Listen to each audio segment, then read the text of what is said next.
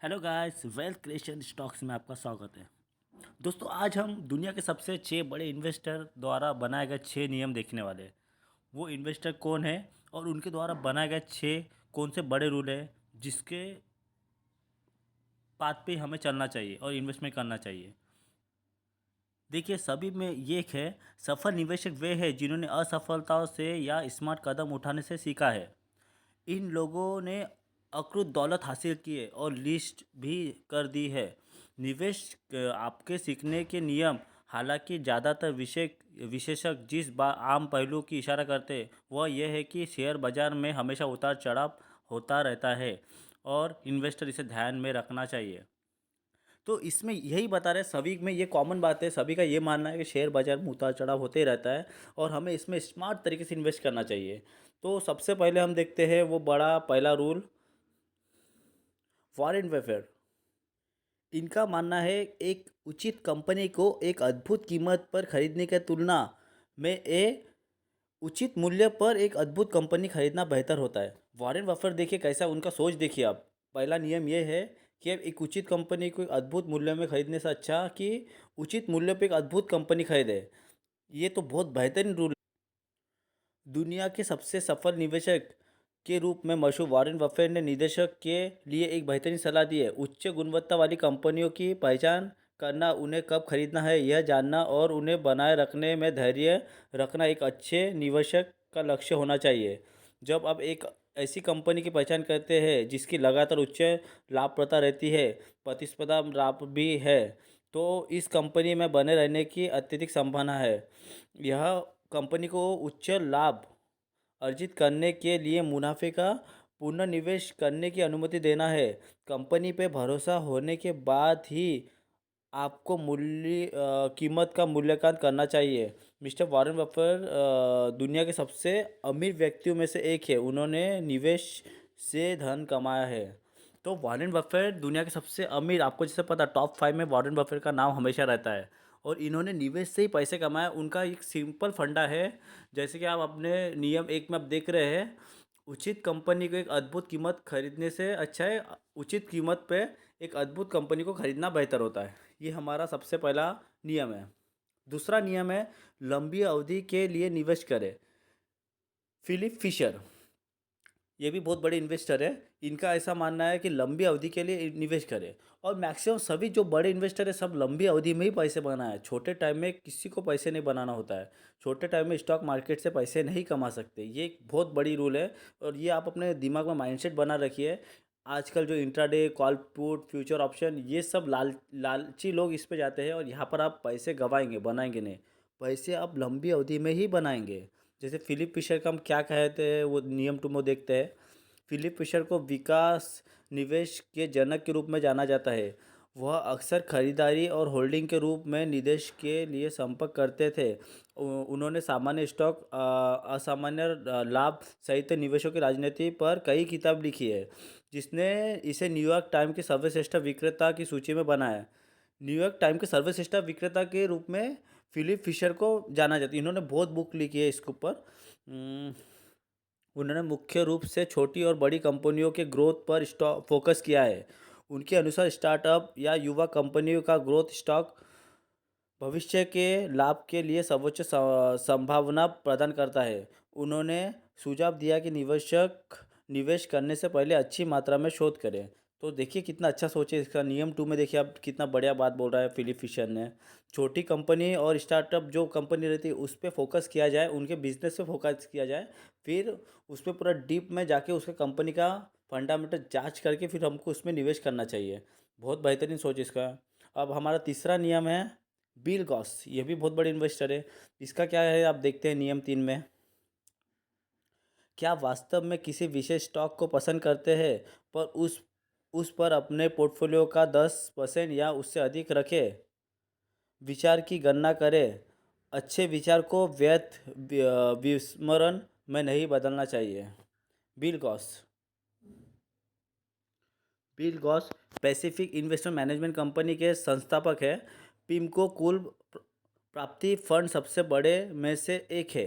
गहरा संबंध दुनिया में फंड निवेश के लिए विविधीकरण एक सामान्य और कुशल नियम है। में लाभ कमाना मंडी अनुसंधान के आधार पर संभावनाओं को लेने के बारे में है। जब आपका शोध एक महान निवेश की ओर इशारा कर रहा है तो जोखिम लेने से ना डरे। तो जोखिम लेने से डरना नहीं चाहिए हमें। सही जगह पे हम अगर पैसे लगा रहे, सही कंपनी में पैसे लगा रहे, तो हमें जोखिम लेने से डरना नहीं चाहिए। तो ये अपना जो है बिल ग्रॉस इनका ऐसा कहना है। हमारा चौथा नियम देखते हैं क्या है। चौथा नियम हम देखते हैं, जीतने वाले ट्रेडों के साथ धैर्य रखे और ट्रेडों को खोने के साथ अत्यधिक अधीन रहे। Dennis Gottmann.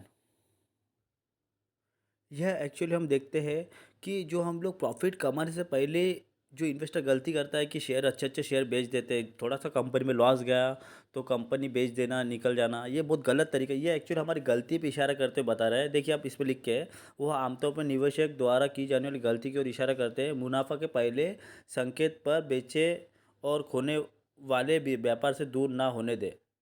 तो यही अपनी गलती पे जो आम इन्वेस्टर इसमें गलती करते हैं कि थोड़ा सा प्रॉफिट लॉस, क्वार्टर लॉस गया कंपनी तो शेयर बेच के निकल जाओ, या फिर थोड़ा सा 10% 5% गिर गया तो कंपनी बेच के निकल जाओ। ये गलती नहीं करना चाहिए हमें। ये चौथा नियम है। पांचवा नियम है, लेकिन निवेश का मतलब अपने खेल में दूसरों को पछाड़ना नहीं।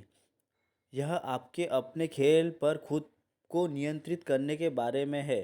ये बेंजामिन ग्राहम, ये बहुत बड़े इन्वेस्टर है और इन्हें हम इनकी बुक भी है बेंजामिन ग्राहम की, इसको आप पढ़ सकते हैं। ये बहुत बड़े इन्वेस्टर है। तो यही बोल रहे हैं कि इन्होंने क्या कहा ये देखते हैं हम लोग। बेंजामिन ग्राहम को के पिता के रूप में जाना जाता है।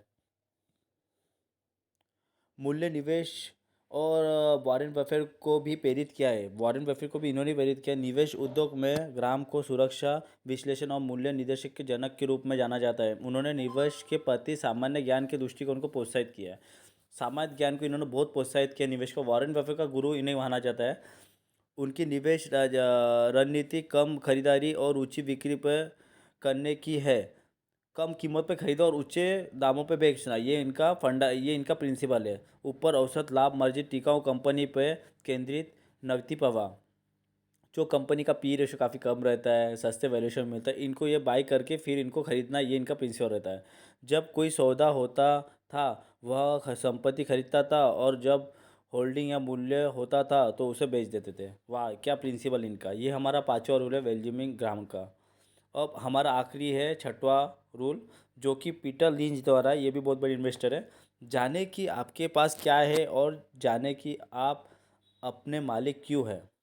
पीटर लिंच दुनिया के सबसे सफल व्यापारिक निवेशक में से एक के रूप में जाना जाता है। वह 46 वर्ष की आयु में सेवानिवृत्त हुए। मिस्टर लिंच ने फेडेलिन मेल्डन फंड का प्रबंधन किया, जिसकी संपत्ति 13 वर्षों की अवधि में 20 मिलियन से 14 बिलियन हो गई। उन्होंने सलाह दी कि निवेशक को उच्च कंपनी में निवेश करना चाहिए जिन्हें वे समझते हैं, जिन्हें वो समझते उसमें में निवेश करिए और तर्क करने में सक्षम है कि उन्होंने वहाँ निवेश क्यों किया है।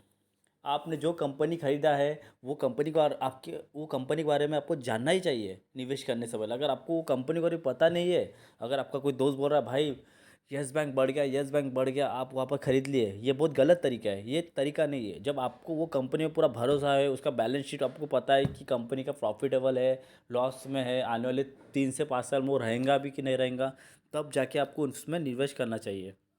ये है एक्चुअल में फंडा निवेश करने। ये 6 रूल आप लोग हमेशा याद रखिए, तो आप भी एक बहुत बड़ा इन्वेस्टर बन सकते हैं फ्यूचर में। निष्कर्ष देखते हैं।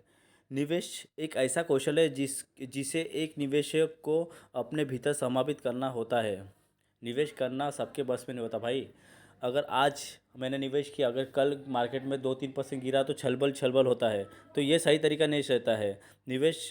निवेशक निवेश करने से पहले अच्छी तरह से शोध करने के लिए तैयार है। निवेशक को निवेश करने से पहले बाजार के उतार चढ़ाव को समझना चाहिए, उसके अनुसार ही जोखिम उठाना चाहिए। तो ये पूरा दोस्तों आप देख सकते हैं 6 नियम। इसके समझ के ये 6 नियम को अपने दिमाग में रट लीजिए और उसके बाद ही निवेश कीजिए, आप कभी लॉस में नहीं जाएंगे।